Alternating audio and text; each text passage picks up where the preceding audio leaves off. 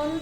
तो आज मैं लेकर आई हूँ आपके लिए फिर से एक नया टॉपिक जो ग्रामर और स्पोकन दोनों के लिए बहुत ही इम्पोर्टेंट है और ये जो वीडियो है बहुत ही इंटरेस्टिंग होने वाला है।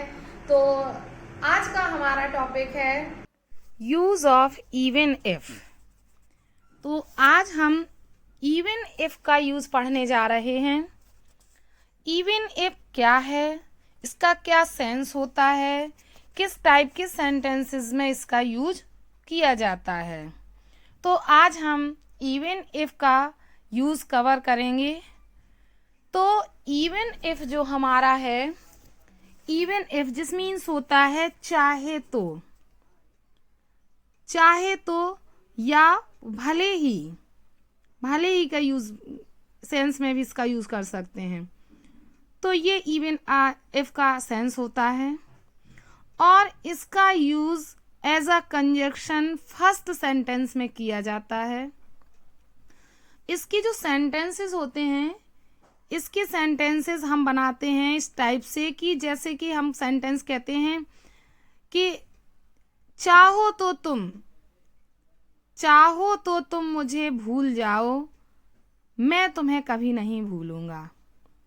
तो इसमें जो चाहो तो या भले ही तुम मुझे भूल जाओ, भले ही, इस टाइप का जो वर्ड आता है, तो इस वर्ड के लिए हम इवन इफ का यूज सबसे पहले करते हैं। सेंटेंस के स्टार्टिंग में इवन इफ लगाने से भले ही या चाहो तो का सेंस आ जाता है। तो जब हम इस टाइप के सेंटेंसेस को बनाते हैं तो इवन इफ का यूज सबसे पहले करते हैं।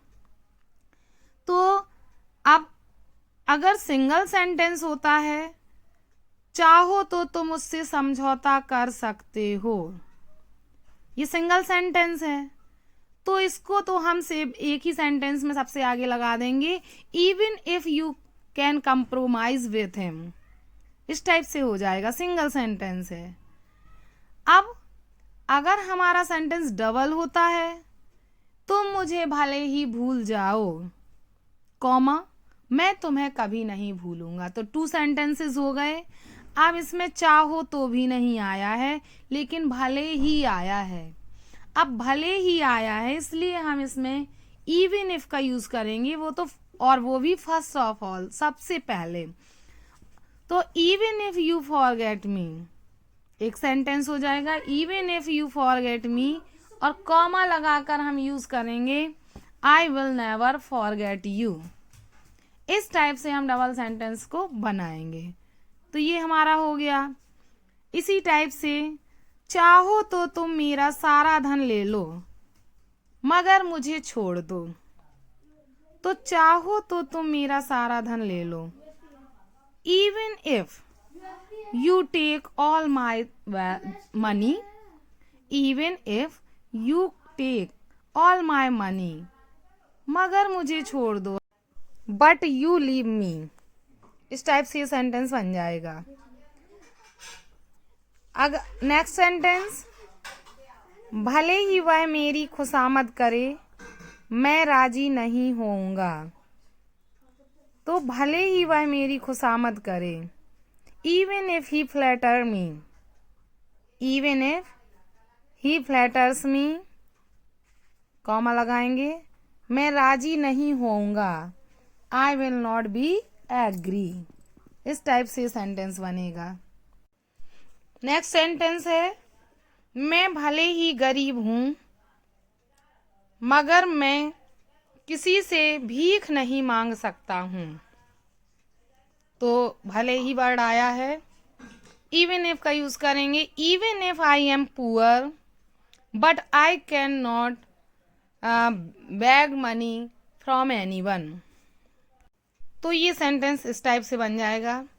तो ऐसे सभी सेंटेंसेस जिसमें इवन इफ आए, मतलब भले ही आए या चाहे तो आए, तो ऐसे सभी सेंटेंसेस में हम इवन इफ का यूज करेंगे।